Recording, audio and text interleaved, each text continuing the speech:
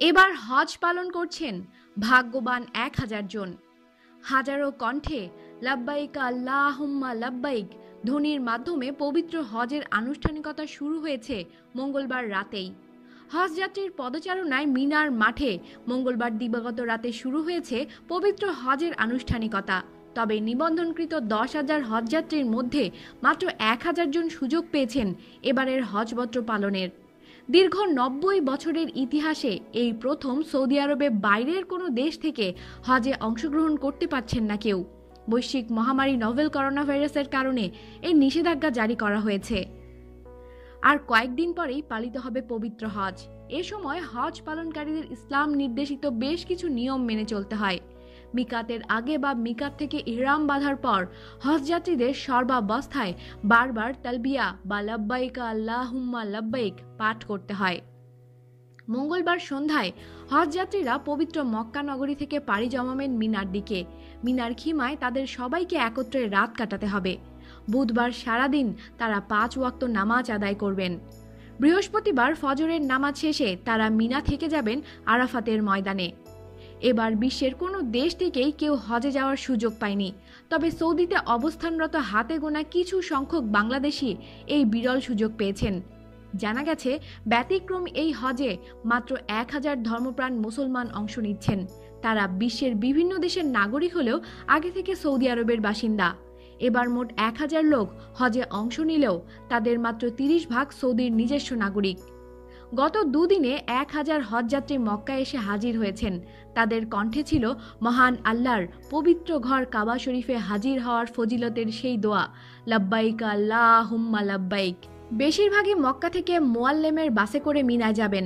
শরীয়ত মোতাবেক হজের অংশ হিসেবে বুধবার পর্যন্ত তারা অবস্থান করবেন মিনায়। সেখানে হাজিরা সারা জীবনের পুঞ্জীভূত গুনাহ মাফ ও মহান আল্লাহর নৈকট্য লাভের আশায় জিকির আজগার ও ইবাদত বন্দেগীর মধ্যে দিয়ে সময় কাটাবেন। প্রতিদিন নিজ নিজ তাঁবুতে ৫ ওয়াক্ত নামাজ আদায় করবেন জামাতের সঙ্গে। প্রতিটি তাঁবুতে এবার ২ থেকে ৪ জন হজযাত্রী একত্রে থাকার সুবিধা রয়েছে, যাতে কোভিড-১৯ বিধানের আওতায় সামাজিক নিরাপত্তার বিষয়টি নিশ্চিত হয়। এর মধ্যে বিশ্ব স্বাস্থ্য সংস্থা থেকেও এবারে সীমিত আকারে ব্যতিক্রমী হজের সুনির্দিষ্ট গাইডলাইনও দেওয়া হয়েছে। সেটা অনুসরণ করেই মক্কা, মদিনা, মিনা, মুজদালিফা ও আরাফাতের ময়দানে নেওয়া হয়েছে বিশেষ সুব্যবস্থা। এদিকে জমজমের পানি বোতলে করে সরবরাহ করা হবে হাজিদের। তবে করোনার কারণে ছোঁয়া যাবে না কাবাঘর। কালো পাথরে চুমু খাওয়াও এবার নিষিদ্ধ। নামাজ পড়ার জন্য আনতে হবে নিজস্ব জায়নামাজ। মূলত মক্কা থেকে মিনার মাঠে পৌঁছার মাধ্যমেই শুরু হয় হজের আনুষ্ঠানিকতা। প্রতি বছর হজের ২ দিন আগে অর্থাৎ ৭ জিলহজ দিবাগত সন্ধ্যায় মক্কা থেকে মদিনার মাঠের উদ্দেশ্যে যাত্রা শুরু করেন হজযাত্রীরা। পরের দিন ৮ জিলহজ সারাদিন মিনার মাঠে তারা নিজ নিজ তাঁবুতে কাটাবেন। বুধবার সারাদিন অবস্থানের পর বৃহস্পতিবার ফজরের নামাজ আদায় শেষে আরাফাতের উদ্দেশ্যে যাত্রা করবেন।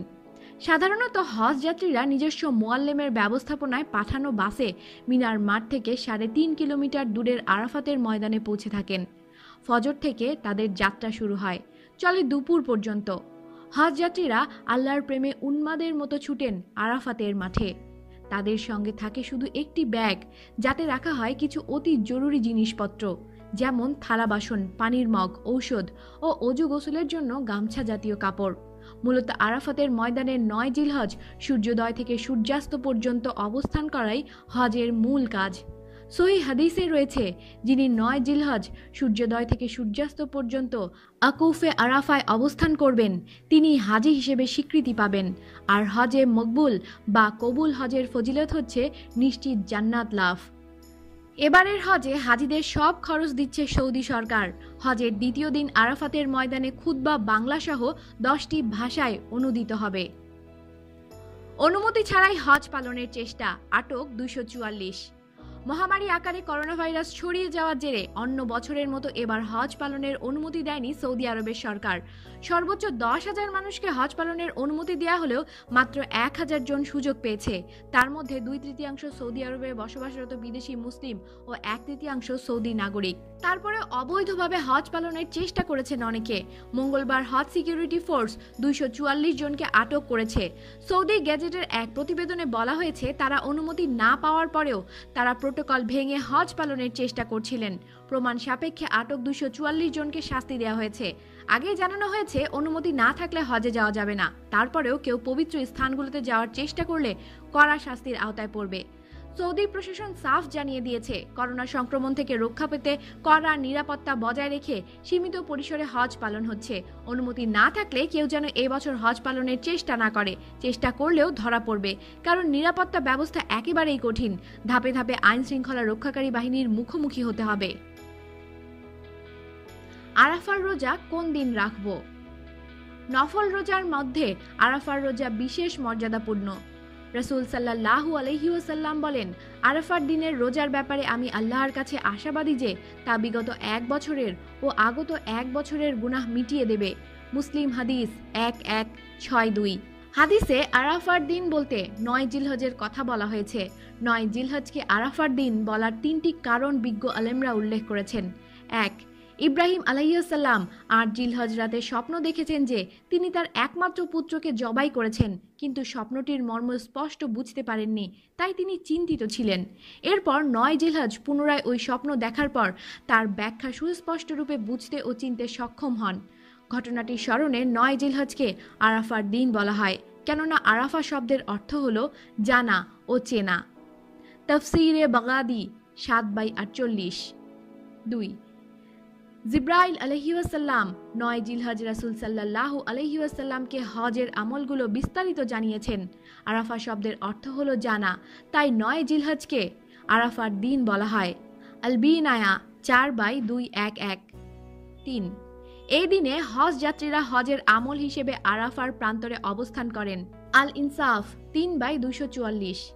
এ আলোচনায় স্পষ্ট হলো, আরাফার দিনের নামকরণের একমাত্র কারণ আরাফার প্রান্তরে অবস্থান নয়, বরং অন্য কারণে রয়েছে। তাই এই দিনকে সব দেশের ক্ষেত্রেও আরাফায় অবস্থানের সঙ্গে নির্ধারিত করা ঠিক নয়, বরং 9 জিলহজ হলো আরাফার দিন। এখন যে দেশে যেদিন জিলহজের 9 তারিখ, ওই দেশে আরাফার দিন সেটি। হাজিদের আরাফার ময়দানে অবস্থানের সঙ্গে এর সম্পর্ক নেই, কেননা আগেই উল্লেখিত হয়েছে যে শুধু আরাফায় অবস্থানের কারণে এটাকে আরাফার দিন বলা হয় না। তাই দেশে দেশে অবস্থানরত মুসলিমরা নিজ নিজ দেশের তারিখ অনুসারে জিলহজের 9 তারিখে রোজা রাখবে, আর এই রোজার সঙ্গে আরাফার ময়দানের কোনো সম্পর্ক নেই।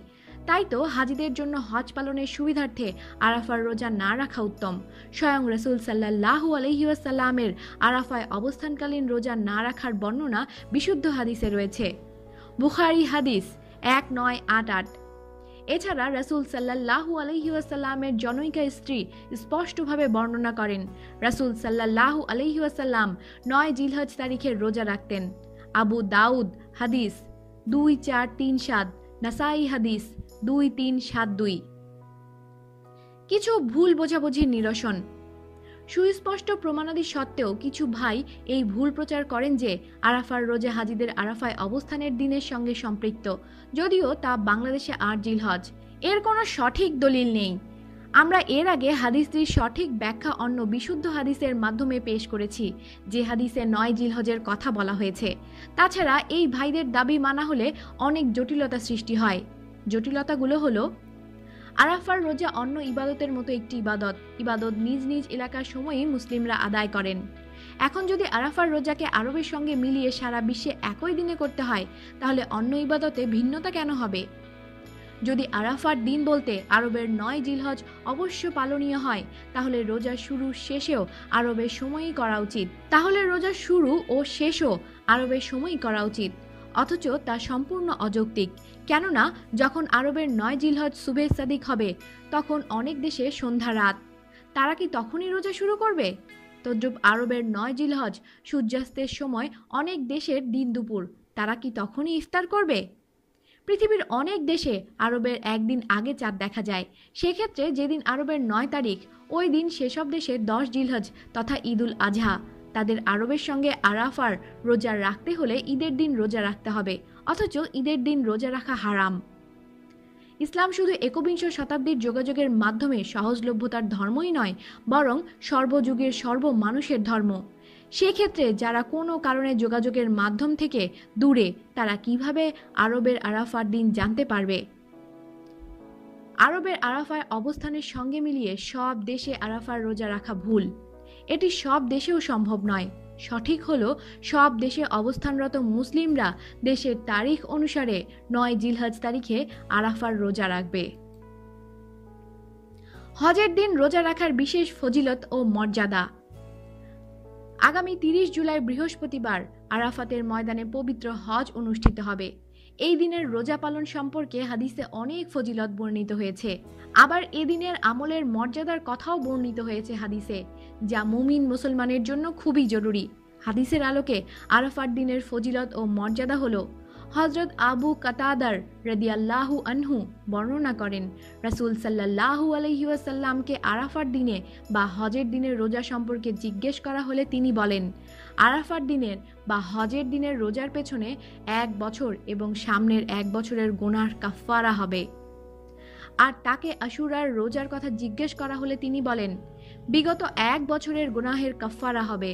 মুসলিম মুসনাদে আহমদ। হযরত কাতাদাহ রাদিয়াল্লাহু আনহু বর্ণনা করেন, রাসূল সাল্লাল্লাহু আলাইহি ওয়াসাল্লাম বলেন, আরাফার তথা হজের দিনের রোজা আমি আল্লাহর কাছে আশা রাখি যে তিনি পেছনের 1 বছরের গুনাহ এবং সামনের 1 বছরের গুনাহ ক্ষমা করে দেবেন। মুসলিম। হযরত সাহেল ইবনে সাদ রাদিয়াল্লাহু আনহু বর্ণনা করেন, রাসূল সাল্লাল্লাহু আলাইহি ওয়াসাল্লাম বলেছেন, যে ব্যক্তি আরাফার দিন রোজা রাখে তার একাধারে 2 বছরের গুনাহ ক্ষমা করে দেয়া হয়। আবু ইয়ালা আত-তারগিব। হাদিসের আলোকে একথা সুস্পষ্ট যে হজের দিন তথা আরাফার দিনের রোজা পালনের গুরুত্ব ও মর্যাদা কত বেশি। হজের দিন এমন একটি দিন যেদিন আল্লাহ তাআলা বান্দার খুব কাছাকাছি হয়ে যান, বান্দার চাহিদা সম্পর্কে ফেরেশতাদের জিজ্ঞাসা করেন আর সবচেয়ে বেশি বান্দাকে ক্ষমা করেন। হাদিসে এসেছে, হযরত আয়েশা রাদিয়াল্লাহু তাআলা আনহু বর্ণনা করেন, রাসূল সাল্লাল্লাহু আলাইহি ওয়াসাল্লাম বলেছেন, 1 বছরের মধ্যে এমন কোনো দিন নেই যে আল্লাহ তাআলা আরাফার দিন অপেক্ষা অধিক সংখ্যায় তার বান্দাদের জাহান্নাম থেকে মুক্ত করেন, আর আরাফার দিন আল্লাহ তাআলা বান্দার অধিক কাছাকাছি থাকেন। এতপর ফেরেশতাদের কাছে গৌরবের প্রকাশ করে জানতে চান, আমার এ বান্দাগণ কি চায়? মুসলিম। হজের দিন বা আরাফার দিন রোজা পালন, ইবাদত বন্দেগী করা মুমিন মুসলমানের একান্ত দায়িত্ব ও কর্তব্য। এই দিনে আল্লাহর মেহমানরা আরাফাতের ময়দানে মহান আল্লাহর কাছে গুনাহ মাফ ও নানান আবেদন নিয়ে রোনা জারি করে থাকেন। মহান আল্লাহ এই দিনটিতে আবেদনকারী সব আবেদন পূরণ করে নেন এবং তাদের ক্ষমা করে দেন। সুতরাং মুমিন মুসলমানের উচিত হজের মাসের অন্যতম দিন হজের দিন রোজা পালন করা। এবছর হজ অনুষ্ঠিত হবে 30 জুলাই তথা বৃহস্পতিবার। তাই এই দিনের রোজা পালন করে পেছনের ও সামনের 1 বছরের গুনাহ মাফ সহ নিজেদের সারা জীবনের গুনাহ থেকে মুক্তির আশায় রোজা পালন করা জরুরি। আল্লাহ তাআলা মুসলিম উম্মাহকে আরাফার দিন রোজা রাখার পাশাপাশি ইবাদত বন্দেগীতে অতিবাহিত করার তৌফিক দান করুন। আরাফার দিনের ইবাদত আগের ও পরের বছরের গুনাহ থেকে নাজাত লাভের তৌফিক দান করুন। সর্বোচ্চ প্রতিদান জান্নাত লাভ করার তৌফিক দান করুন। আমিন।